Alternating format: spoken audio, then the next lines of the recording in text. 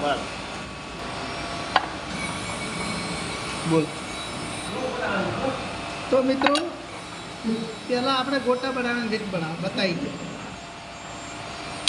તમારા ખેતરની અંદર જે પાલક ઊભો હોય તો નેચેથી થોડું થોડું કટિંગ કરી નાખવાનું. કટિંગ કરીને ઘેર લાવી અને ધોઈ નાખવાનું. ધોઈ એને જણા જણા સમારી દેવાનું. જણા સમારી અને ગોટાની અંદર મિક્સ કરી દેવાનું. તો હળવો છે એને મિક્સ કરી ટનાટન થોડા લીલા મરચાં સમારવાના, થોડી અંદર મેથી સમારવાની, પાણી તેલ ગરમ મૂકી દેવાનું.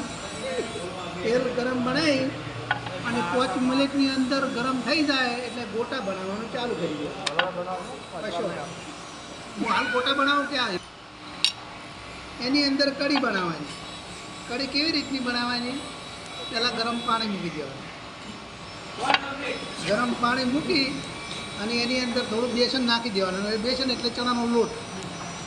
ચણાનો લોટ નાખી અને એને નીચે ઉતારીને હલાવી અને બરોબરનું ફોડી નાખવાનું.